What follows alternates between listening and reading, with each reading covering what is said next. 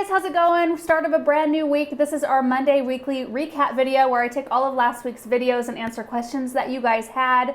Our week is shaping up to be a really nice one. We have 6 days of rain on our forecast and no freezing temperatures. Like, it's supposed to be 51 or 52 by this next weekend, which is amazing. So I'm really happy about it. I hope you guys are all having a really good start to the week. Before we get into the videos, I just wanted to remind you really quick, and we've talked about it every single week, but the tickets for the Garden Answer Gathering event are going to be on sale this Saturday, January 25th at 9 a.m. Mountain Standard Time. Mountain MST? Yeah. MST. So anyway, I don't want to get into a whole bunch of details because we've talked about it so much, but all the links are down below so you can go check that out and figure out if that's something that you want to do. Yeah, so let's just get right into the videos. There's no other reminders, right? First video that we did was planting pansy seeds. So in that video, I took 5 packets of pansy seeds that I picked up at the garden center, just kind of on a whim, and I planted them in the soil that's covering all the bulbs that I planted in all of our True Drop containers that are in the greenhouse. Anyway, honestly, it could be like the most brilliant thing I've ever done, or it could be a complete flop. I don't know. It's gonna be really interesting to see how that unfolds. Mariah said, what does it mean to thin to 7 to 10 inches? So what that means is if you're seeding anything, if it says to thin to 2 to 3 inches or thin to 7 to 10, once your sprouts come up, you want to make sure there's 7 to 10 inches between each one of the nice sprouts that you have, because that's how much space you need to allow for your plant to grow. So like if it said thin to 2 to 3 inches, you would make sure there was 2 to 3 inches between each nice sprout. Isn't it a little late to seed pansy? Usually here they are seeded in late August, early September, and you can buy or grow your own in October with blooms. They will bloom in October, November, and again in late January if winter is not too harsh. Anyway, I don't think it's too late to seed pansies.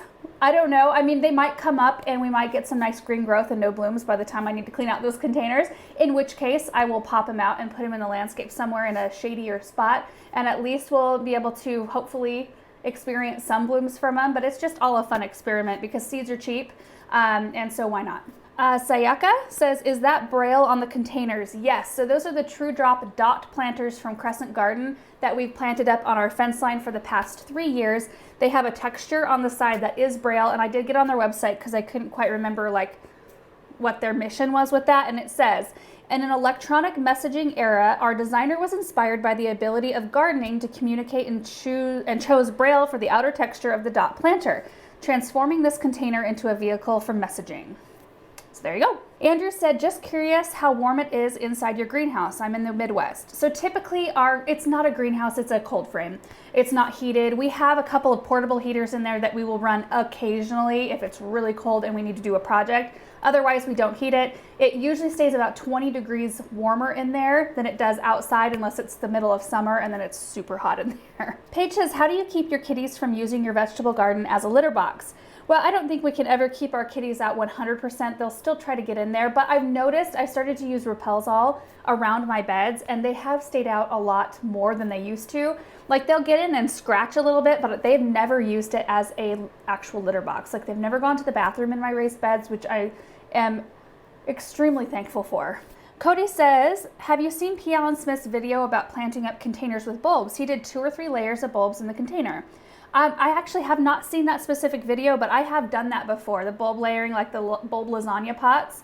I saw Monty Don do it in an episode of Gardener's World once, and so I tried it after that, and it was a complete fail for me because we had a really weird cold snap really early, and I had them in too small of containers, and so I had some of the daffodils came up, but none of like the tulips. I think they just got nailed because it got too cold, but it's something I definitely want to try again because I think it's a really pretty thing to do. Deborah says, I've recently ordered watermelon, cantaloupe, and corn seed from an online seed company. My question is, when marks the first day to start counting for days to maturity? Is it when you sow the seed, or when the seed first emerges from the soil, or maybe when it gets its first permanent leaves? It just seems it took a lot longer for our first time ever watermelon to ripen last year, which watermelon, they're hard anyway. I think it's really hard to get to ripen properly in my own personal experience. Sometimes I do great and sometimes I don't do so great. But day to maturity, I believe, is when the seed first emerges from the ground. So when it first germinates, Russell's trying to get in here. Would you let him in, please? Hey, buddy. So from when it first germinates to the day it's mature. Peggy said, would pansies work in the milk jugs? And I think that would be an excellent way to grow them. It may even be better than the way I did it because I don't have any covering over mine except for the cold frame. But there's nothing like right over the top of them, creating a nice humid and maybe environment, maybe a little bit more warm, like the jugs would provide for the seeds. Christina said, I planted pansy seeds in October, hoping to have some flowers on them in winter. She lives in Boise, which is just right down the road from us. They germinated and grew to the size of clover and then stopped. Do you think they're just in dormancy stage? Yes. Will they continue to grow closer to spring? Yes. Yang Sun says, will you keep the flowers as perennial or just annual? What to do if I want to keep the bulbs for years? So ideally, if you've got bulbs in containers, after they're done blooming, you deadhead them like you would normally out in the landscape, and then you just wait for their leaves to start to yellow and die back. When that happens, you can cut the leaves off and then pop the bulbs out and plant them in your landscape somewhere. They're not going to do anything until the following year, but it's just important to leave that foliage up, those leaves up, so they can soak in the sun, create energy, feed the bulbs so that they create a nice show for next year. But I do plan on keeping most of those as perennials. So they'll go out somewhere in the landscape, and the ones that I don't want, like the bright orange ones that don't really go in my garden, like on a permanent basis, those will go to friends and family. All right, next video is making a winter arrangement, and I just was craving just working with plants in some capacity, and so I just created this little living arrangement to put on our front, actually on this table, so it's on the ground right now. So it goes on this table on our front porch, and it's just something fun and pretty to look at for the next couple months. Marcy says, do you do anything to the pine cones that you keep, like drying them in a low oven to get rid of bugs? No, I do not dry them in a low oven. I just pick them up off the ground and use them. I've actually never had any problems. Maybe I'm lucky. Becca said, where do you get the huge, large pine cones from? Can I buy them from you? So those are from sugar pine trees. My parents can order them in to the garden center when we do the wreath making seminars for the holiday season. So they order in their fresh cut greens, and they come in big boxes, and then they can order big boxes of these sugar pine cones as well. I bought those 3 pine cones like maybe 10 years ago or so, 8 or 10 years ago. And so I just use them from year to year. I just have the 3. And so I just like last time I used them, I had a ribbon tied around them, and I put a ribbon on top of the pine cone, and I had them like hanging in a cluster from a doorway. I don't know, you can do lots of fun stuff with them. Cotswold Gardner says, do you ever film things and think, nope, that was terrible, I'm not putting that out? All the time. I want to start filming, but I'm worried I'm going to hate everything I film. Loved the arrangement, it was beautiful. So first off, thank you. And second, let me encourage you by saying that most of the projects that I do, I feel like I could do better. And I think that's just human nature. I think we put something out there, especially when you're doing it the way we do it. If you're going to be filming stuff, you're creating this something that people can now criticize. It's a vulnerable place to be. And so all of a sudden there is a fear behind like what you're creating. Are people going to like it? Are they going to notice that I forgot to do this? Or, you know, because I look at pictures of things I've done and I'm like, why didn't I take one of those out? It's too crowded. Or why didn't I add something extra in, or use this color, or move that plant 6 inches to the right? But honestly, nobody cares, I don't think, because I look at stuff people create all the time, and I think it's gorgeous, and they probably have little things that they could pick apart about it that I would never know about. So anyway, the answer is yes, lots of things that I would probably never put out if it wasn't for Erin, and I don't know, I think it's normal. Alicia said, I love that little concrete pot with a topiary. Any chance you remember where you got it? Yes, so that little set I picked up at Far West Nursery in Boise, Idaho. I have no idea what brands they are. I don't know if it's something you can contact them and figure out like where they got it, but that's where I bought 3 of them. So I bought 3 of those little gray pots and 3 of those little topiaries because I thought they would be really cute, like on our fireplace mantle outside. Carol said, will your pine cones close with the moisture? Ours do when we try and do anything outside with them. Yes, they do close up a little bit. The sugar pine cones, I noticed they don't really, they're so old, I think, and dry maybe. They don't really close up, but that smaller one I used, that one closes up. The next video was a seed haul, and I was sitting right here in this sun porch. It was a beautiful sunny day, and I just shared all the seeds that I had ordered and shared a couple of plans that we had for this year's garden. Like, we are going to be doing a huge cut flower garden in our vegetable garden space. Plus, it's going to spill out all over the place because I have a ton of dahlias coming. And I didn't share the varieties, I don't think, of the dahlias, but I will. Jennifer said, how do you decide which seeds you will direct sow and which ones you will sow indoors? So I get most of that information off the back of the seed packet. It'll tell you instructions oftentimes for both, like how and when to sow it inside, and then or when to sow it outside, and then it'll tell you which one's recommended. And so I just go with what they recommend. Next question was a little bit off topic, but I do see it quite often. But Jenny asked, do you use curling products in your hair? I don't. So the only product I actually use in my hair is the brand is Chi. I think that's how you say it, CHI. It's called Silk Infusion. It's basically just to make my hair a little bit sleeker. I have naturally curly hair actually, and I have to straighten it. So I straighten it and use like a big curling iron on the ends. And if I didn't want to wash my hair, like this would hold for like 3 days. My hair holds it pretty well. Sage says, a bit of an oddball question. Have you ever considered turning the window between your sun porch, this one right here, I don't know if you guys can see it. There's a window right to my left. Have you ever considered turning the window between your sun porch and the interior into a door so you can enjoy the space without having to go outside? I had actually never thought about that. So I sat there for a while and I thought about like all the implications if we were to turn that into a door, because it would look so neat to have like a more narrow set of French doors that had multi-panes coming into this room. But I do think it would make it hard for furniture because this room is so like kind of narrow and small anyway.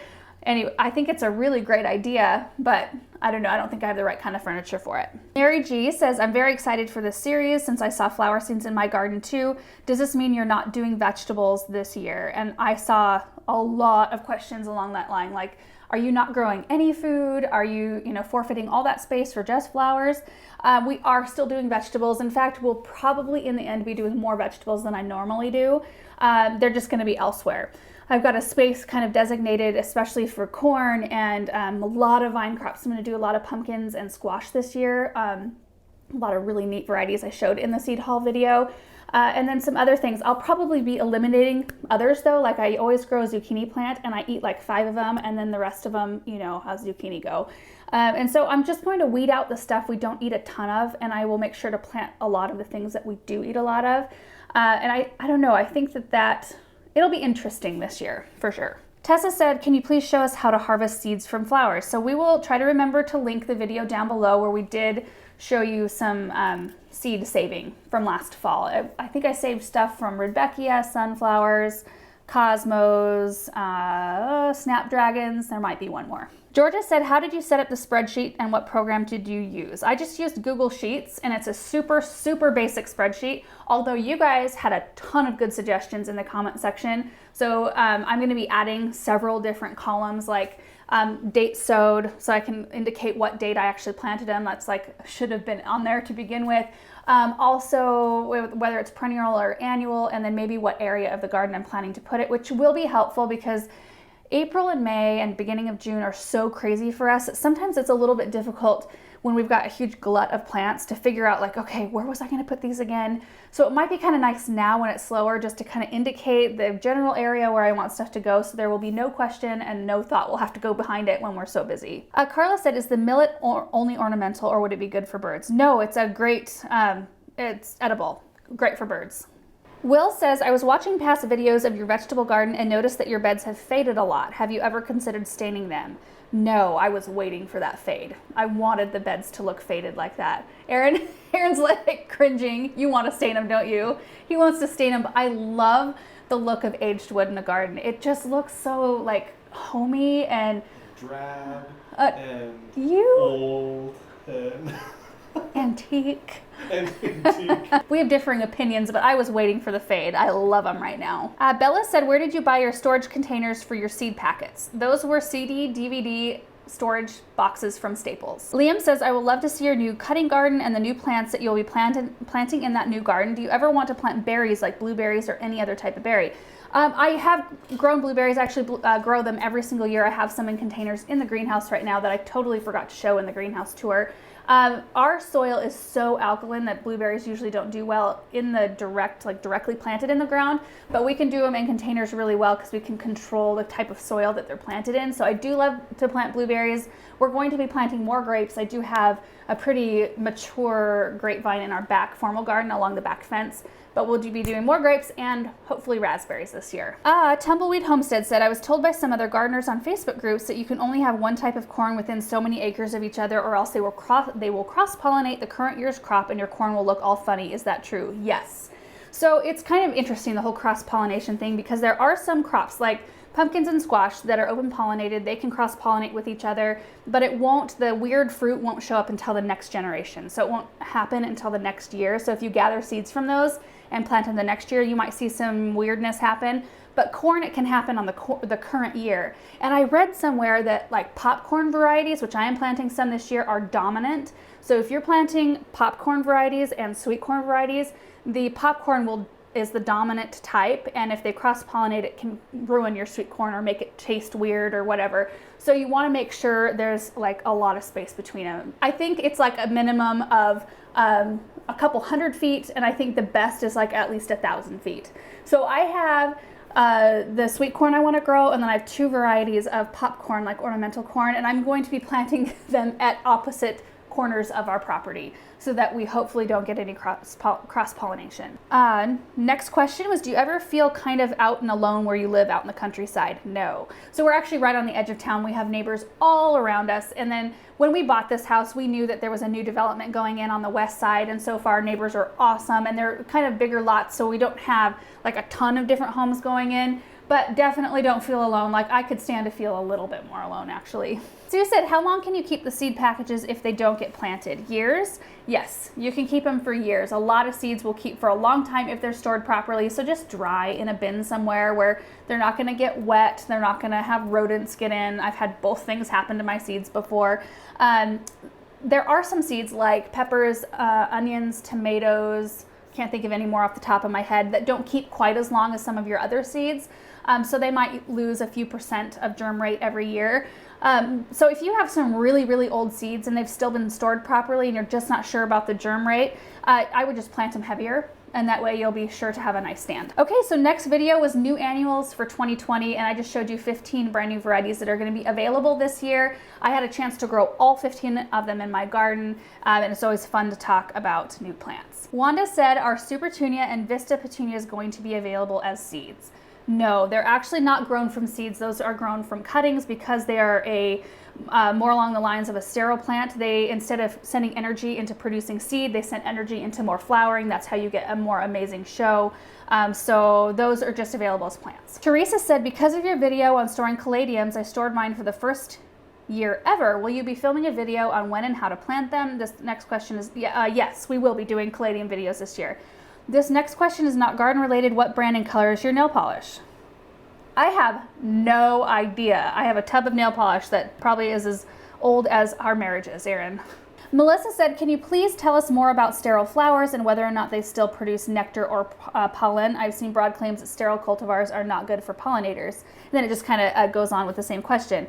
So here's what I understand. The nectar producing parts of a flower and the pollen producing parts, so the sexual reproduction parts of a flower, are different. So just because the plant doesn't produce pollen, it doesn't mean it doesn't produce nectar. I mean, take for example your plain the blue salvia. I love that annual. It's in my garden every year. It is a sterile salvia, and I think the pollinators like that plant more than any other plant in my entire garden. It is always loaded with bumblebees, honeybees, butterflies, I mean all kinds of like hoverflies, all kinds of stuff all the time. And I've also got buddleia that are seedless because it's the only type of buddleia I can legally grow in Eastern Oregon, and those are pollinator attractors like crazy. So, you know, I don't know a ton about plant sterility and all the ins and outs of that, but I don't think that just planting a sterile plant means you're not going to have pollinators, because I find the opposite to kind of be true in a lot of the sterile plants that I grow.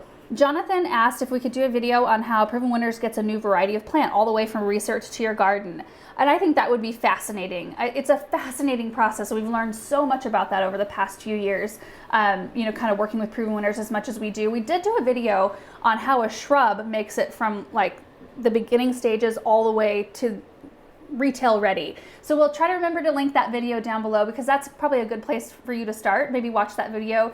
It was a super interesting thing to learn and just like see firsthand how that was done. Sandra said, what type of fertilizer do you use on the annuals in your landscape? So we use the Proven Winners water soluble fertilizer a lot. We use the, that's on a once a week basis. And we also plant with a slow release fertilizer from Proven Winners, and then occasionally we'll use some Espoma Bloom. Hannah said, can you please do a video telling us all of your favorite varieties of tomatoes? I'm here in Southern California and usually plant my tomatoes in February or March, so I'd love to hear your favorites before the time comes. Okay, so some of the varieties, 2 of the varieties that I've planted for a long time, Super Fantastics are amazing. In fact, try to remember to pop a picture up on the screen of what my plant looked like last year. Sweet olive tomatoes are wonderful, and I haven't been able to find those plants for the last few years, and I don't know why, but they're like this little kind of cherry grapish tomato, and they're super sweet. I've also been growing Garden Treasure and Garden Gem tomatoes, and I tried Good Hearted last year. Those are all from Proven Winners, and those are all going to be available in plant or by seeds. So you can actually get the seeds on the website for those now, and I had really good luck with production and size of the tomatoes and flavor and all of that. Joe said, would you do Suncredible sunflowers in a container? If yes, would you do more than one as a centerpiece? What other flowers would you pair with it? Yes, you could absolutely do a Suncredible as a centerpiece. I would probably do it in a larger size pot because they get big. You only need one. I think they get like, I can't remember, 2 to 3 feet, 24 to 30 inches wide, I think. That's pretty sizable. Maybe it won't get quite as big in a container as it did for me in the landscape, but it would be amazing, I think, in a container. And you can pair it with all kinds of stuff. Like you could do some annual type salvias, you could do supertunias, you could do meteor shower verbena even, truffula pink gomphrena. There are so many options. Debbie said, are the sunflowers good for cutting and bringing inside? Yes, very good. I did it often last year. The last video from this week was the winter greenhouse tour, and we just thought that it would be a good tour to do because you guys were asking for it a lot.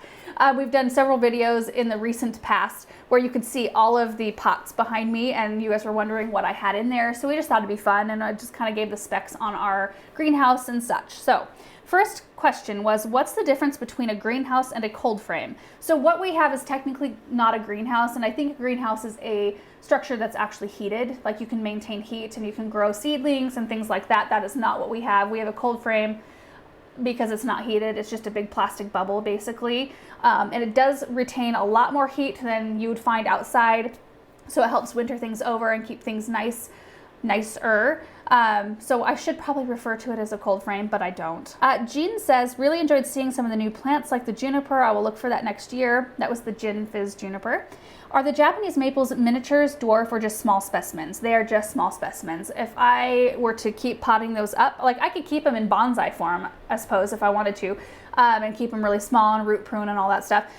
Or I could like gradually bump them up in pot size or plant them out in the landscape, and they will eventually get to be more of a mature sized Japanese maple. I found them at my parents' garden center. They usually bring in a load of miniature plants for people who want to do bonsai or smaller miniature gardens. Amanda said, I may have missed it, but you don't heat the greenhouse at all, right? Nope.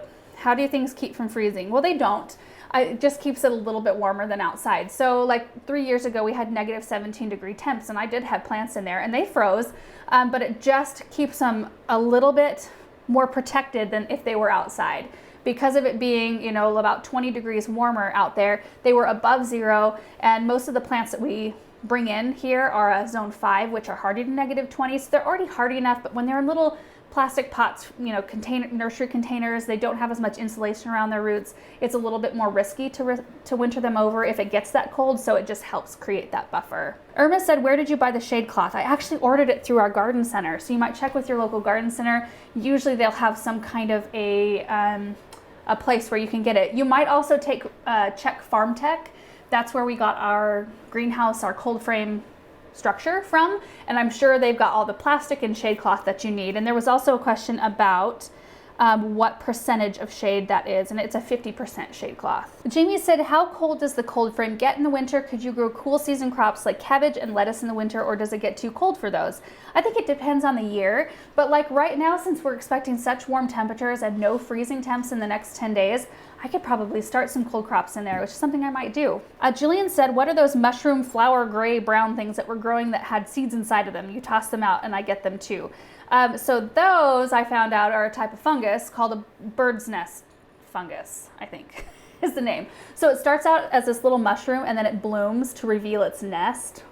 And then all those little seed-looking things are spores, and they only attach themselves to decaying wood. So like decaying mulch or like a log you find out in the forest that's already starting to decay. Apparently they're not something to worry about. They're not something that's gonna like attach to your house unless you're already having house issues, like because they only attach to decaying wood. So if your house is already starting to decay, maybe you'll get some. I don't know, but they're not something to worry about. I actually text one of the ladies that we text with a lot, like professional in the growing industry. I was like, what is this? I have never seen this. This is grossing me out.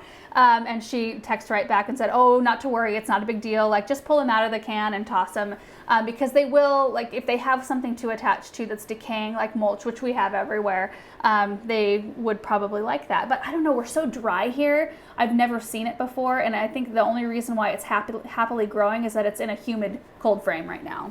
Carolyn said, why so many large containers with bulbs in them? Are you selling them, or is it a family project, as I know your mother would love them? My mom cannot have those pots. Those are for our house. I planted them because I thought it would be really fun to have some spring color in those containers along our driveway, because we've never done it before.